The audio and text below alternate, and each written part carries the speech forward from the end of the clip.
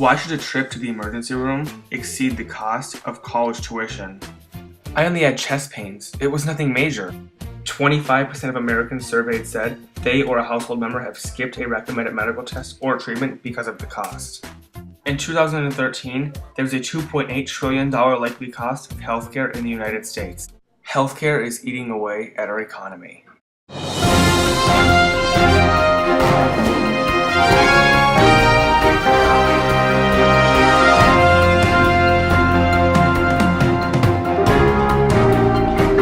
Good evening, I'm Corey Smeagol, and welcome to YKC 6 O'Clock News. Tonight we have a very important issue to discuss.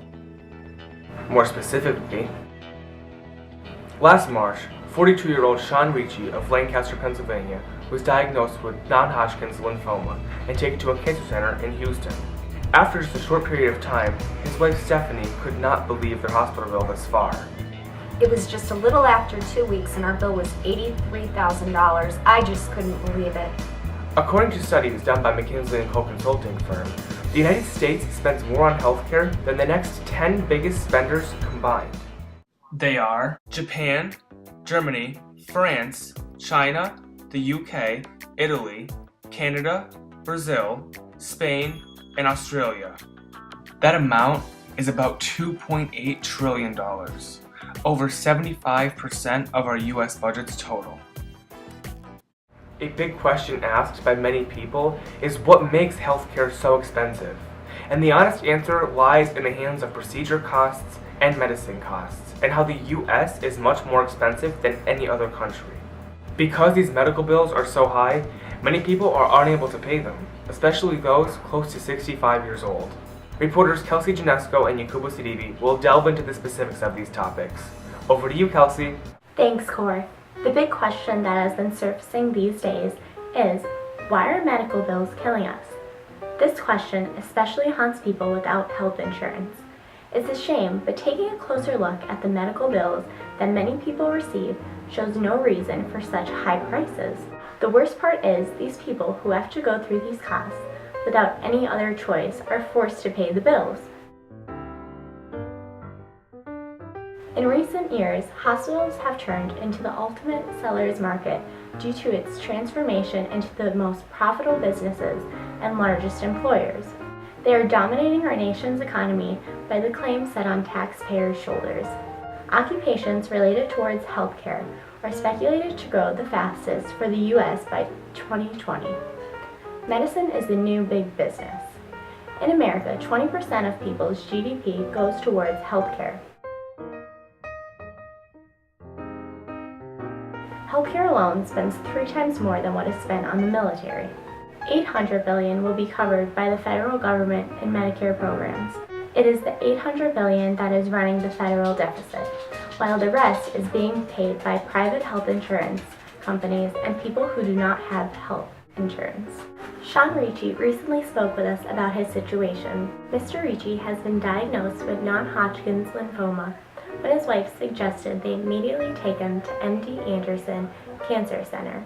However, they were unable to afford health insurance and were only able to receive a policy that would cover $2,000 per day of medical costs. The cost for Mr. Ricci's examination totaled to $48,900 in advance. Advance payments are both scary yet common in hospitals throughout the U.S. Mr. Ricci told us that his mother-in-law would write out checks for him in order to be examined. Mr. Ricci was also not old enough for Medicare, which would have at least covered the cost for some tests. Also, for all the expensive medication that was subscribed to Mr. Ricci, a person can purchase the same thing at a much lower cost through Amazon. The sky-high prices that patients are forced to pay is said to come from the hospital's charge master, the internal price list, which assigns a price to everything in the hospitals. However, when asked about the charge master, hospital employees have been quick to steer away from the topic. Although charge masters play a critical role in the medical crisis, they showed no real reason for such high prices. The hospital spokesman, Mr. Orstad, claims that no one actually ever pays the prices that are listed on the charge master. Also, healthcare providers conduct many tests using the equipment, which in turn, the piece of equipment will pay for itself in about a year. Although healthcare businesses prove to be a good thing by helping out the sick, the money that the overall economy is spending is destroying our economy and treasury. It is sickening to know that the people who cannot afford health insurance are the ones paying the highest rates. Technology is making the cost of medical care more expensive, while it's encouraging hospitals to perform more procedures and treatments that are of low cost to the hospital and a high cost to the patient. The Charge Master is a comprehensive list of billable items to a hospital's patients, often inclusive of inflated prices. In the United States, nonprofit hospitals use these to charge Master's exuberant prices to charge the people who are almost poor or who that don't qualify for Medicaid. In the case of Janice S., Janice went to Stanford Hospital, located in Connecticut, which is a nonprofit hospital, for a stress test. Janice was given the nuclear imaging test instead of the lower technology, cheaper stress test. Stanford's reason for using the nuclear imaging test was that they use all stops necessary in any case that Janice had a heart attack or any illness afterwards after the procedure.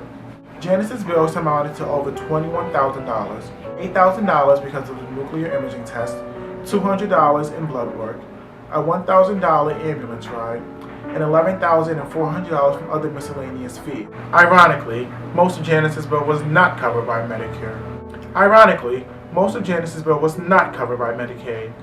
To spare herself from paying a $21,000 bill, Janice S. hired Catalin Goinks, a former appeals coordinator in the hospital and now member of a trade group called the Alliance of Claim Assistant Professionals.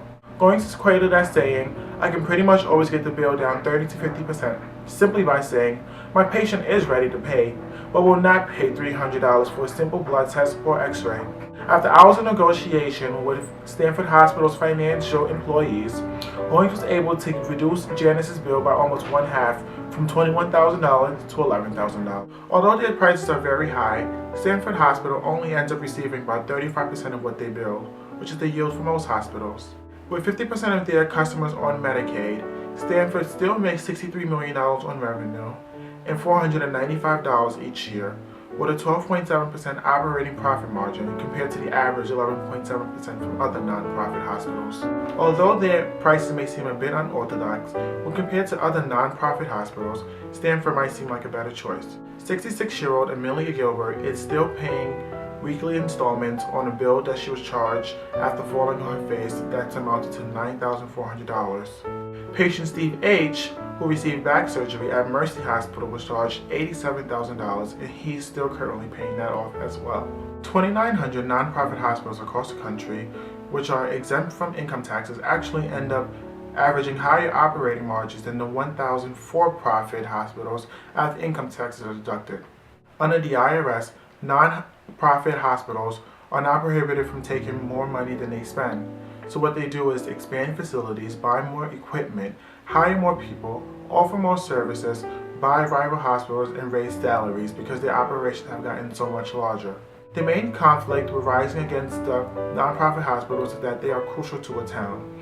The reason being so is because the nonprofit hospitals are typically the town's largest employer, and most of them make up for a town's economic fortunes. The bottom line is, in healthcare, being nonprofit produces the most profit. Thanks, Jakuba.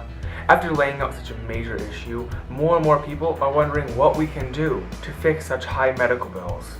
Changes made in the healthcare system would allow the United States to provide better care for their patients at a lower cost, without substituting the government-provided system that's typical in other comparison countries.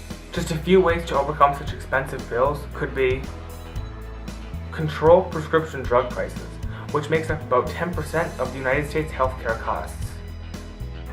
Cut 5% from hospitals and physician costs by reducing the overordering of tests and other procedures. And lastly, reduce the spending on outpatient clinics and labs owned by doctors by regulating fees or by taxing profits. Although these are just a few ways to overcome our current healthcare situation, this is a great place to get our feet back on the ground. I encourage all of you to participate and do your best to get our healthcare back to the way it should be. Thank you for tuning in to YKC 6 O'Clock News. I'm Corey Smeagol. Have a good night, everybody.